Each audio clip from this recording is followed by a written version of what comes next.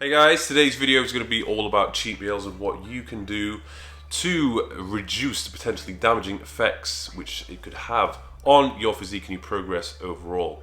Now when I'm talking about cheat meals, I'm talking about these meals which in this scenario they're unavoidable. Okay, this could be a dinner out with friends or family, it could be Thanksgiving, it could be Christmas Day, it could be any sort of meal which isn't on your nutrition regime. Okay, now this isn't so much of a problem for people who are bulking or for people who are hard gainers who actually need to be consuming a lot of calories in the first place, but it's more so for people who are trying to reduce body fat.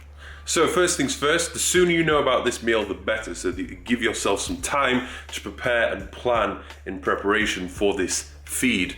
But if it crops up literally on the day, then you are limited with what you can do. But in both situations, there's still approaches you can take in order to reduce the damage which is done.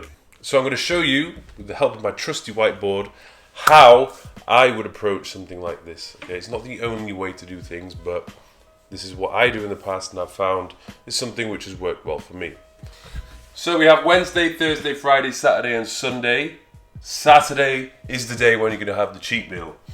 Now let's say, don't read into these numbers too much, but let's say for example someone is doing a cut and they've been doing it for an extended period of time and their maintenance calories, say for example, is 2,750. They don't gain weight, they don't lose weight. In order for them to lose weight, let's say they're having 2,500 calories and they're gradually dropping body fat. Wednesday, I'm going to keep it the same, okay, what I would usually be on this cut, but what I'm doing is I'm going to extend that deficit to 2,250. I'm going to do that on Thursday, I'm going to do that on Friday.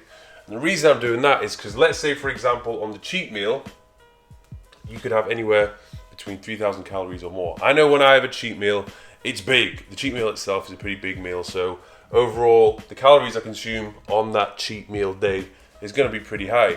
So overall, yes, I might be drastically underdoing it a bit in terms of calories, but I have a massive spike here and then I bring it down again on the Sunday. So what I'm going to do for you guys in the most simplest terms possible is to try and explain what happens when you consume carbohydrates. I'm going to do so with the help of this trusty apple. So you'll chew the apple, yes, tasty, very good. It goes into your digestive system. Your body is going to store the glucose within this apple in the muscles in the form of glycogen. Now, if you were to consume lots of carbohydrates, you will notice that you will have a full appearance. Your muscles will have just that thick, round, full feeling. And you'll notice that when it comes to training, you'll have lots of energy. So what we're basically doing here is a form of carb cycling. So on the Wednesday, the Thursday, and the Friday, they're going to be the low carbohydrate days. And the goal is to deplete the glycogen within the muscles as much as possible so that on the high carb day, on the Saturday when you're having that refeed meal, you will then take in all those carbohydrates and store them in the form of glycogen.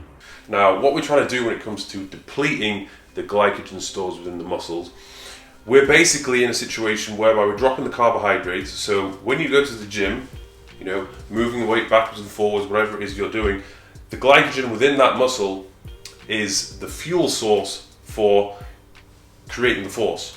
So when you're doing a number of reps, the glycogen within the muscle is going to fuel that set. Now, if you do this over a number of days, using all the muscles within the body, but you don't replenish your glycogen stores by eating carbohydrates, your glycogen stores within the muscles are going to be pretty empty. So you will have the appearance of being pretty flat or limp. Limp is a good word. Now, you don't want to do this for too long because it's not really very pleasant and you'll often find that your performance within the gym will be impacted. You'll find that you won't be as strong as possible, you won't be as motivated, and everything just generally isn't very fun. So you only want to do this for a few days. Now, since the goal is to try and deplete as much glycogen as possible within the muscles, I would probably change my training regime so that it covers some of the larger muscle groups on a more frequent basis. So it could be something like this. I could do upper on the Wednesday, I could do lower on the Thursday, upper on the Friday, I could do full body on the cheat meal day itself, and then Sunday I'd probably do lower because I'm going to be full of energy and I could destroy my legs. Now, I'm not saying you have to do that. You could do any other routine as well. You could do push, you could do pull, you could do lower, you could do full body, you could do lower again. Okay, it doesn't really matter, but the goal is not to be doing core, arms, shoulders, core, you know, something like that. Now let me tell you a scenario where cheat meals could be potentially damaging. Let's say an individual has been eating very well, lots of carbohydrates, their glycogen stores throughout their body are pretty full, almost topped up to the max.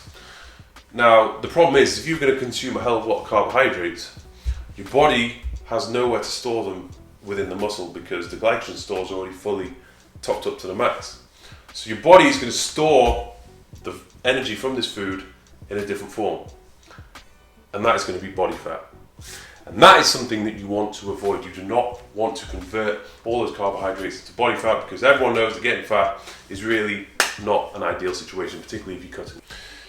It does get a little bit more complicated if this cheat meal is very high in fats. You know, then your risk of gaining body fat might be a little bit higher, but I'm not going to go into that too much. So a few approaches when it comes to the actual cheat day itself. What I would do if I had the time, I'd wake up, I'd probably go to the gym, do a little bit of light cardio, so walking on a treadmill for 35 minutes, to basically reduce any excess surplus which I'm going to be in the form of calories, okay? So I'll probably do that, maybe aim to burn 300, 400 calories, come home, have first meal of the day, proteins and fats. I'll probably have another one, another proteins and fats based meal. Then I'd go and train. I'd do that full body depletion workout. You don't have carbohydrates before depletion workout because you're just refilling the glycogen which you're trying to deplete in the first place, which doesn't make any sense. And then what you would do, ideally in an ideal situation, you leave that cheat meal to the last meal in the day, so you've got something to look forward to. Okay, and what I would probably do, because at this point I'm probably going to be pretty damn hungry. You don't want to go to this cheat meal absolutely starving, because the first thing they're going to do is give you bread, more than likely. And when you're starving and there's a big basket of fresh, soft, succulent bread in front of my face, I'm going to eat it. And there's no end to my hand going into that basket and getting more. So I'll probably have a little bit of protein beforehand just to fill me up, some protein and veg, fill me up before I go to this meal. Then I will have the meal, and again, just try and be sensible.